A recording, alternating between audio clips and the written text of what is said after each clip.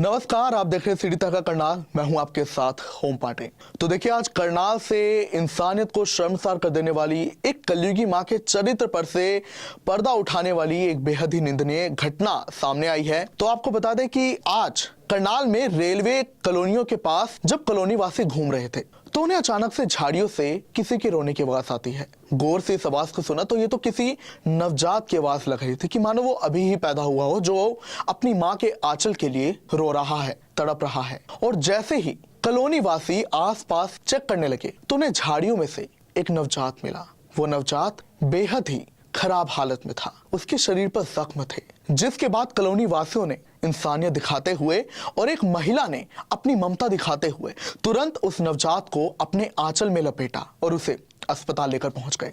जिसके बाद डॉक्टर्स को इस नवजात को दिखाया गया और डॉक्टर्स ने कहा कि ये नवजात मात्र 2 घंटे पहले ही पैदा हुआ था और इसे इसके माँ बाप ने यूं बेसहारा छोड़ दिया। कॉलोनी वासियों ने कहा कि ये नवजात जहां पर पड़ा मिला वो एरिया सुनसान था, वहां पर कुत्ते बहुत ही भारी तादाद में हैं और अगर हमें आवाज ना सुनाई देती तो शायद इस नवजात के साथ और भी बहुत कुछ बुरा हो सकता था। हालांकि गनीमत ये रही, ऐसा नहीं हुआ। फिलहाल आपको बता दें कि नवजात का इलाज चल रहा है और पुलिस ने इस मामले की जांच शुरू कर दी है। लेकिन जिस किसी ने भी घटना के बारे में सुना है, उसे घटना जब पता लगी है तो उसका दिल पसिज गया है कि कैसे कोई एक माँ अपने बच्चे को, जो अभी खाली 2 घंटे पहले पैदा हुआ है, जिसे माँ के प्यार की अभी सख्त जरूरत है, उसे बेसहारा कर दिया। अब सुनिए इस पर क्या कुछ कह रहे हैं प्रत्यक्षदर्शी। क्या नाम है जी आपका? सुमेर है। तो बताइए, क्या नवजात शिशु के मिलने का क्या मामला है? जी सर, हम उधर से जा रहे थे जी रेलवे ट्रैक के पास एक गोर है, उधर से हम काम से आए थे। जी तो हमने बच्चे रोने की आवाज़ सुनी। जी जी तो हमने देखा, जो मगर भाई देखा तो एक बार तो ये झाड़ियों में बड़ा मिले जी हमारे को। अच्छा। ये खून में लथपथ था और कंबल में लपेट रखा था। अच्छा और ये थोड़ा सा आनलोल इसकी बाहर ही पड़ी थी। अच्छा, तो क्या है, लड़का है कि लड़की है? लड़का सर। अच्छा, लड़का है। हाँ जी। तो फिर क्या हुआ? फिर हम तो एकदम से घबरा गए। फिर 1-2 लड़के और बुलाए मैंने। तो फिर उसके बाद उठा के हमने सोचा मैं पहले इसको अस्पताल में लेके जाएगा। अच्छा अच्छा, हाँ जी। तो अस्पताल में एडमिट करवा दिया? हाँ जी, तो क्या डॉक्टरों ने क्या बताया? डॉक्टरों ने उसको आलनोल भी काट दिया जी। अच्छा, और उसके पैर में थोड़े से चोट फ्रैक्चर बताया। चोट फैक्टर है। हाँ जी। तो क्या लगता है कितने दिन का होगा वो बच्चा? वो तो 2 या 3 घंटे 2 या 3 घंटे का। हाँ जी। जी, क्या नाम है आपका? रोहित शर्मा। तो बताइए, क्या मामला है, बच्चे को मिलने वाला क्या मामला है? हम कोई मीटिंग के लिए बैठे थे तो एकदम फोन आया हमारे पास कि कोई बच्चे को ना झाड़ियों में फेंक दिया। अच्छा। तो बच्चे को झाड़ियों में फेंके, तभी हम लेके आए। तो देखा कि बालक बहुत सुंदर बालक है।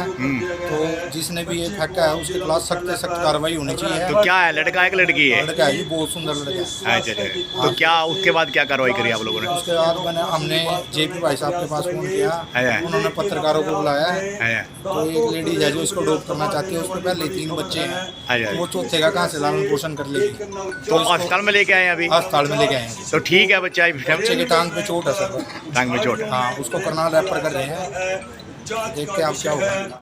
जी, क्या मामला है शिशु को मिलने वाला, किस प्रकार की क्या सूचना मिली? तो अचानक जब यहाँ से घरौंडा से फ़ोन आया तो कि एक छोटा सा बच्चा जो झाड़ियों में, मेरे गांव की तरफ रेलवे ट्रैक के साथ झाड़ियों में चादर में लिपटा हुआ और उसको आवाज़ कर रहा था, रो रहा था। और डॉक्टर साहब बताते हैं कि 4 घंटे, डिलीवरी के 4 घंटे के बाद का बच्चा है और बड़ा गोल मटोल और सुंदर बच्चा है। और लड़का है कि लड़की है? लड़का है। और जैसे पंडित जी और वो लेडीज लेकर के आई और अंदर ट्रीटमेंट चल रहा। अब ये कह रहे हैं कि करनाल रेफर किया जाएगा।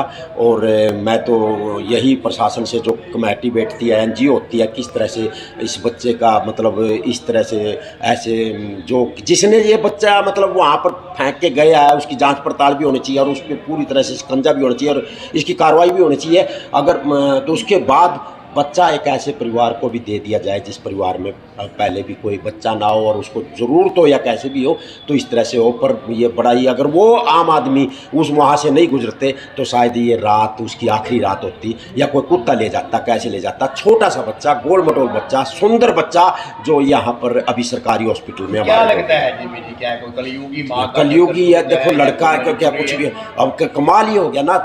लड़के की लड़का, छोटा सा लड़का, और किस तरह से कोई बच्चा है कोई दरिंदगा यही आदमी होगा, इंसान होंगे जो इस बच्चे को लपेट करके नहीं किसी मंदिर में रख जाते, गुरुद्वारे में रख जाते, या कहीं पर भी सो जाते। 4 घंटे के बाद डिलीवरी के बाद वो बच्चा जो रेलवे स्टेशन के साथ झाड़ियों में फेंक करके चले गए, और वो तो शुक्र है कि आते जाते राहगीर ने देख लिया, नहीं तो सब कुछ ही खत्म था। अक्सर लड़कियों के बारे में लड़कियों के बारे में सुना जाता था, लेकिन लड़के का यहाँ पहले हाँ लड़के क्या लगता है? लड़का और डॉक्टर साहब बता रहे हैं कि पूरी तरह से स्वस्थ और गोल मटोल सुंदर लड़का, छोटा सा लड़का।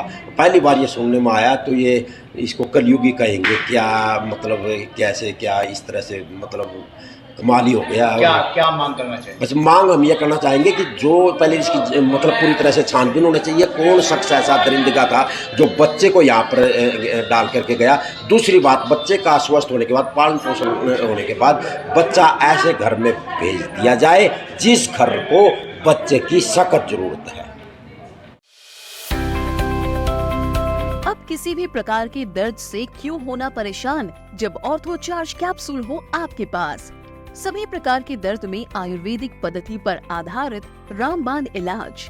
कबीर औषधालय का ऑर्थो चार्ज ऑयल, कैप्सूल और सिरप आपको देता है तुरंत आराम। अनेक प्रकार के दर्द जैसे sciatica, spondylitis, rheumatic pain, arthritis, lumbar pain, सभी दर्द को दूर करने का रामबाण इलाज 100% आयुर्वेदिक जड़ी बूटियों से बनाया गया ऑर्थो चार्ज कैप्सूल और ऑयल एक बार प्रयोग में अवश्य लाएं। अधिक जानकारी के लिए संपर्क करें।